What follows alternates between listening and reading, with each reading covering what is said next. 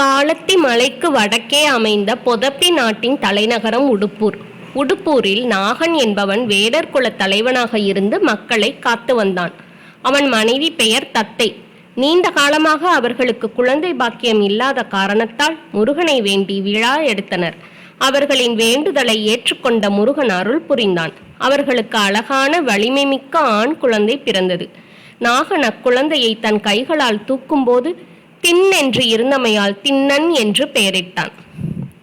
தின்னன் வளர்ந்து தங்கள் குல மரபிற்கேற்ப வில், அம்பு, ஈட்டி, வாள் முதலான போர் பயிற்சிகளை சிறப்பாக கற்றுத் தேர்ந்தான். நாகன் முதுமை காரணமாக தன் பதவியினை தன் மகனாகிய தின்னனிடம் தந்து நாடாளும்படி பட்டம் சூட்டினான். ஒரு நாள் தின்னன் நாணன், காடன் ஆகிய நண்பர்களோடு வேட்டையாட சென்றார். வேட்டைக்காக விரித்த வலைகளை அறுத்து கொண்டு ஒரு பன்றி மட்டும் ஓடியது.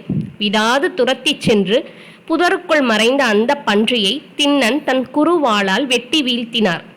இதனை கண்ட நண்பர்கள் தின்னனின் வலிமையை வியந்து பாராட்டினார்கள். வெகு தூரம் துரத்தி வந்த களைப்பினால் அவர்களுக்கு தாகம் ஏற்பட்டது. அப்போது நாணனின் வழிகாட்டுதலின்படி மலையடிவாரத்தில் பொன்முகலி ஆற்றில் நீரருந்த மூவருமே திரும்பினார்கள். முதல் நாள் வேட்டைக்கு வெளியே வந்த தின்னனுக்கு புது இடமாக இருந்ததால் ஒன்றும் புரியவில்லை.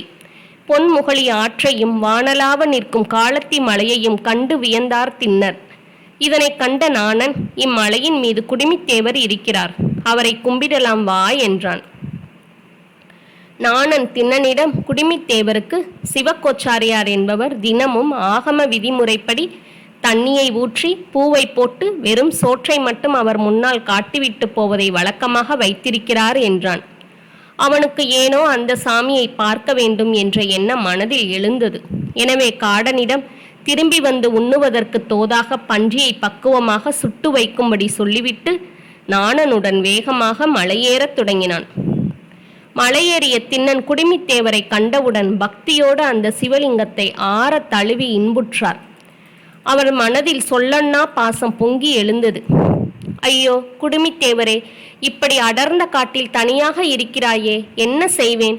உனக்கு ஆகாரம் நல்லபடியாக வருகிறதா இல்லையா தெரியவில்லையே, காட்டு மிருகங்கள் உன்னை துன்புறுத்தி விடுமே என்று பதற ஆரம்பித்தான். நாணன் ஊர் திரும்புவதற்காக கூப்பிட்ட சொற்களோ தன் குலத்தொழிலோ தாய் தந்தை ஞாபகமோ எதுவுமே அவனுக்கு மனதில் இல்லை. அவன் மனம் முழுவதும் முக்கண்ணனே நிறைந்திருந்தார். ஒரு குழந்தை பசித்து இருந்தால் எப்படி ஒரு தாயின் மனம் கவலைப்படுமோ அது போல கவலைப்படத் தொடங்கினான்.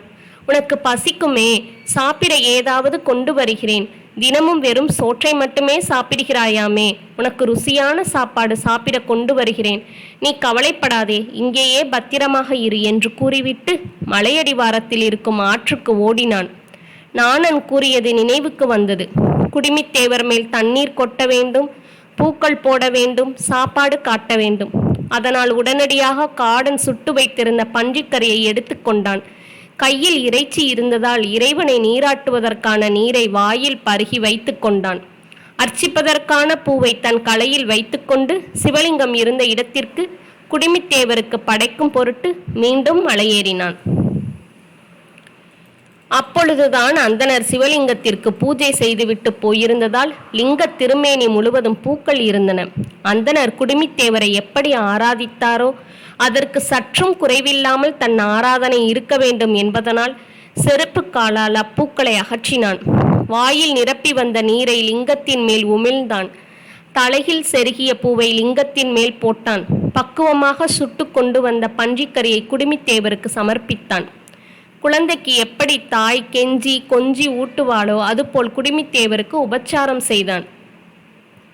மாலை மறைந்து இருள் சூழ்ந்ததும் கொடிய விலங்குகள் வரும் என நினைத்து வில்லுடன் நின்று காவல் காத்தார். மறுநாள் பொழுது புலர்ந்ததும் மீண்டும் இறைவனுக்கு அமுது படைக்க வேண்டும் என்பதற்காக இறைச்சியை தேடி காட்டுக்குள் சென்றார் தின்னர். அந்த நேரம் பார்த்து தினமும் பூஜை செய்யும் சிவக்கோச்சாரியார் அங்கு வந்தார். இறைவன் முன்பாக இறைச்சி துண்டுகளும் எலும்பும் கிடப்பதைக் கண்டு அதிர்ச்சி அடைந்தார். மன வருத்தத்துடன் தான் கொண்டு வந்திருந்த நீரை கொண்டு சிவலிங்கத்தை சுற்றிலும் சுத்தம் செய்தார்.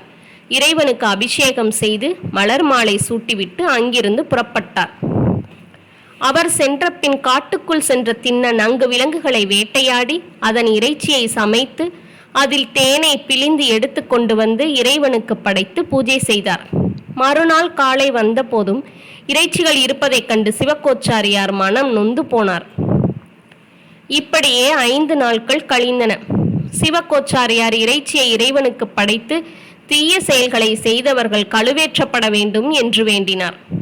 5ஆம் நாள் இரவு சிவகோச்சாரியாரின் கனவில் சிவபெருமான் தோன்றி, நாளை என் இருப்பிடம் வரும் நீ அங்கு மறைவாக இருந்து கவனி, என்னை ஒருவன் எவ்வளவு பக்தியோடு வழிபடுகிறான் என்பதை நீ அறிவாய் என்றார். 6ஆம் நாள் காலை சிவகோச்சாரியார் வழக்கப்படி பூஜையை முடித்துவிட்டு ஒரு மரத்தின் பின்னே மறைந்து கொண்டார். சிறிது நேரத்தில் திண்ணன் வந்தான்.